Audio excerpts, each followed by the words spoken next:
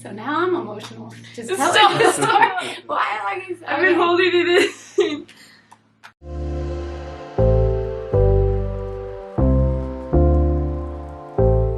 Hi. Welcome to our family vine. Today's video we're going to talk about Gabby's story. I'm always singing. I'm always singing whose story? Gabby's story. Someone's story. Okay.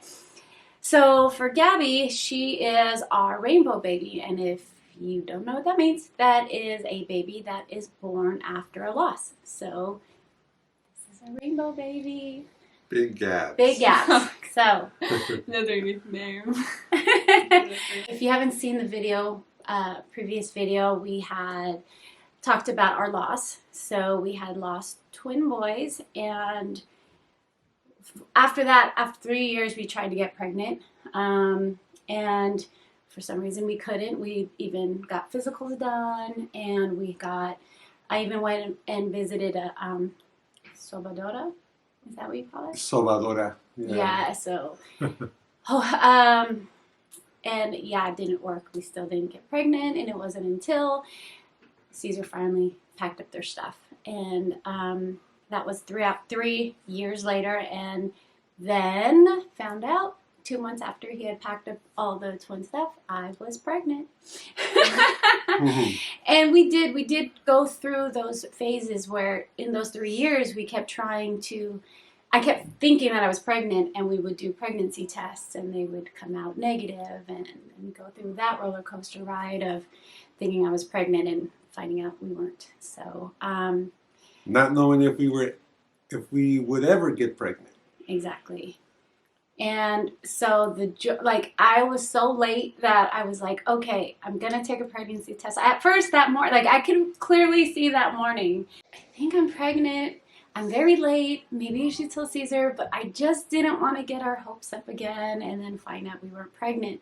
But it just felt different this time, you know? So right before going to work, we were like, okay, let's take a test. And we took a test, and it was positive after 3 years. Oh, why am I gonna cry about that? Don't cry, because I'm gonna start crying too. Like, that was such a we waited so long for that. So that was I'm not even the crier. Yes. But oh my God, I just remember that feeling, you know, like that happiness, like, oh my God, we were finally seeing it positive. Yeah. And then I called the OB like right away. You know, I was like, I took a pregnancy test. It's positive. Can I please come in? And they knew our story and our history.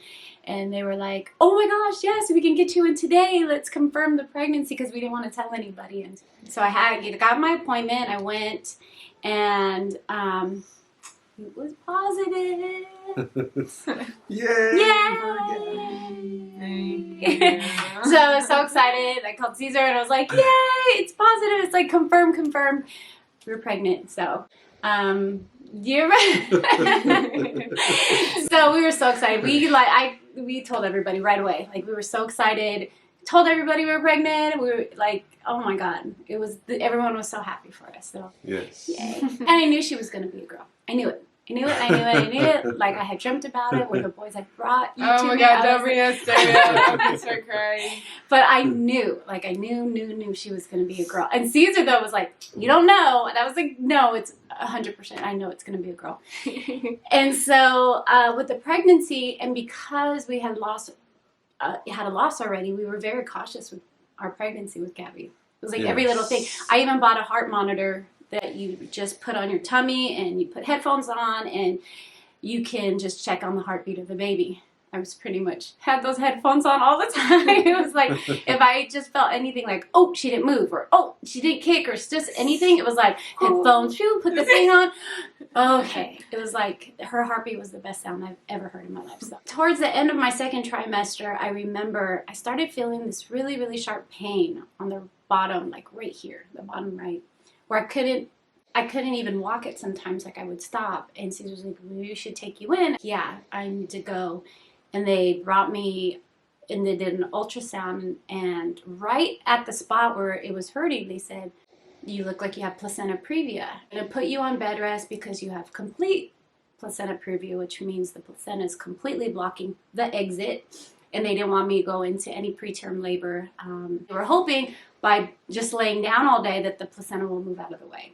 Actually, it was November 23rd, like around 11 on 11/23, I started getting contractions. And I was like, we should go in, right? Mhm. And Six was like, no, we Yes. are going in. Yes. Definitely. It wasn't painful. It wasn't like full on contractions, but it was the tightening. We're like, let's go. And so by the time like we got to the hospital and got checked in and everything, it was already midnight. So now it is 11/24, which is also the day that we lost the twins. So now I'm emotional. Just telling the story. Why? Like, I've been holding it in. Okay, now I'm crying. So, yeah. They One brought second. it. Ew, I don't want to cry on camera. Okay. The doctor had to schedule me for an emergency C-section, especially since the placenta didn't move. Yeah, it happened so fast, right? They're like, nope, your contractions didn't start. We're delivering you now. So we were like, oh my God, I was so nervous. I was like shaking, and I was like, ooh. That whole day was so emotional, and it was the boys' birthday or like day too. So Unexpected. It was very unexpected. Yeah. We thought we were just gonna come, get her checked, and then come back home. yeah. But that didn't happen. When we got into the living room and delivered her, I always tell this story to her because as soon as like they like did the C-section and they brought her out and she had all the like the guck and stuff on her, and I had like the curtain above me blocking me, and so they brought her over the curtain and they like shoved you in my face, and they were like, "She's here, congratulations!" But they put her like right in my face, and I couldn't focus. I was like, what, like two inches that way, and I was like, oh my God! And she was so beautiful, and she had so much hair. Yeah. She had so much hair. Spiky hair. Yeah, and you were little chub rock, Chunky. little chunky, and New she was nickname, healthy. Chub Rock. Yeah. And she was healthy. She was a healthy, beautiful baby girl. And then they noticed I was hemorrhaging. So they took Gabby out of the room to bring her into like the nursery area. And Susan and I had already agreed, go wherever the baby goes, I'll be fine. But now we didn't, obviously not knowing what was happening, but he was like, you're kind of torn what you should do. Yeah. Yeah, I went with Gabby and was watching her. And a nurse came down and told me that the doctor needed to speak to me. And so I had to rush back up to see the doctor. And he told me that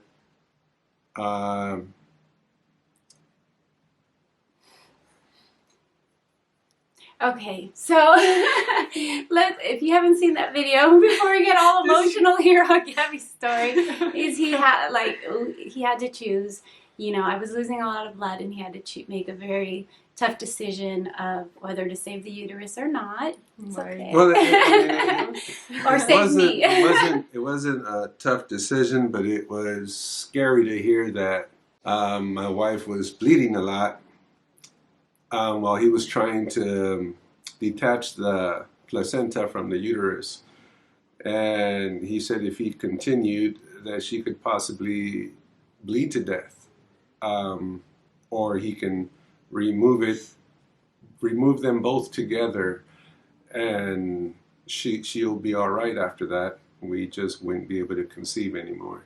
Yeah, that was hard to hear, but I obviously wanted my wife to be okay. So I told him, go ahead and remove them together, and please save my wife. We have a daughter. That's our blessing. They put me in ICU after, and they put little Polaroids. I'll show you the Polaroids, because they didn't know if I'd remember because I was so out of it. And it was very sweet of the staff to take Polaroids and put it by my bed of her, picture of you two together, because obviously I missed that moment of you being in the nursery, and and just to remind me that you were born. That's why I was in the room, because I honestly, when I woke up, it was so foggy. I was like, what happened? But the moment I opened my eyes, the first thing I saw was your picture. And so I was like, oh, okay, phew, she's okay. I had her. And the sweetest thing, when I woke up, it was my sister-in-law.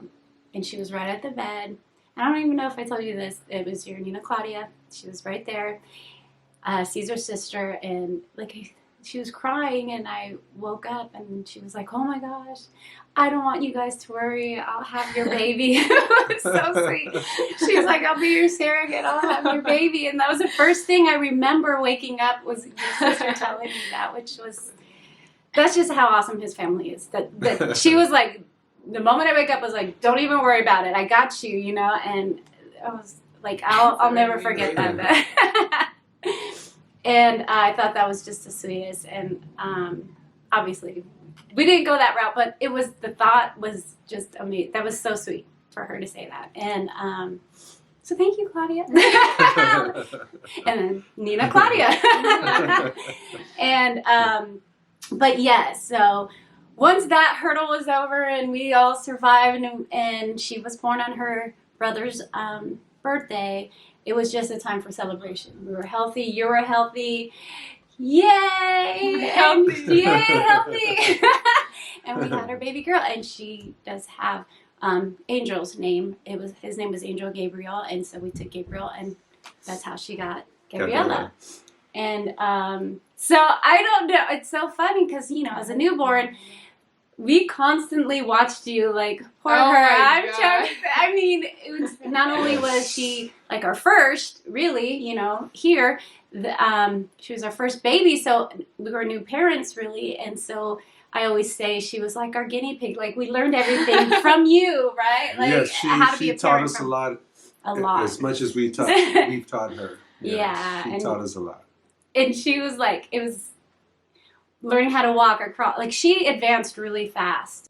You know, she talked really early, and I have footage somewhere where she said, I love you, like, at 3 months old. I kid you not.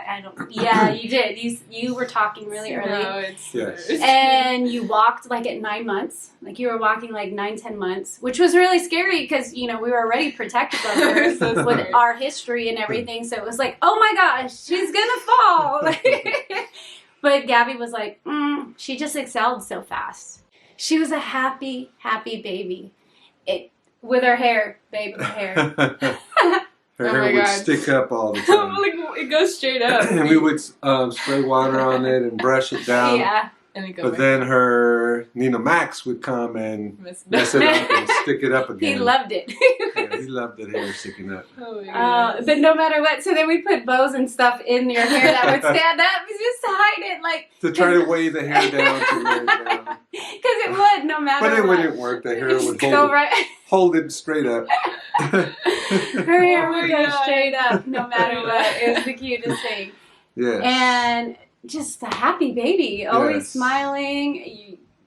And yeah, I want to admit, she pretty much, everyone spoiled her, you know, everybody across the board. And even now, like, she's got... I'm still such a good baby.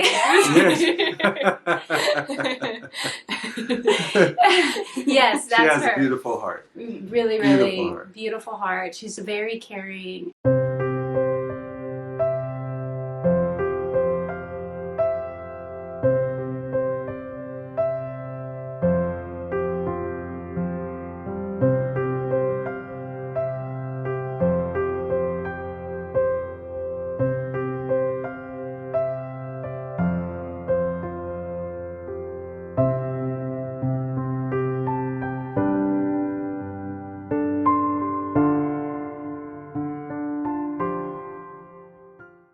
I'm going to share the story about Gabby. Oh no. And Gabby has always been a different type of thinker, an out-of-box thinker, which in school is not always the greatest. She never thought like everybody else in school. I've always told her that is her superpower. I love the fact that her mind goes, mind goes somewhere else that no one else's mind goes. Like, she doesn't conform to what everybody thinks or has the same point of view. Her point of view is always different. And it's not always the greatest when you're in school and your teacher or tests say you have to think a certain way. I've always thought that that's going to be her success, is that she does think differently. And, you know, so sometimes it's always been hard for her in school because she doesn't want to share her opinion in class and stuff, because she, in her mind, she feels like it's wrong, but it's not. It's just different. And so I've always told her, I'm like, I know in school they want you to think this way, but don't worry, because in life, It's broad. she's going to just excel. That is your gift. That's your God-given gift and talent, that you are not like everybody else. So.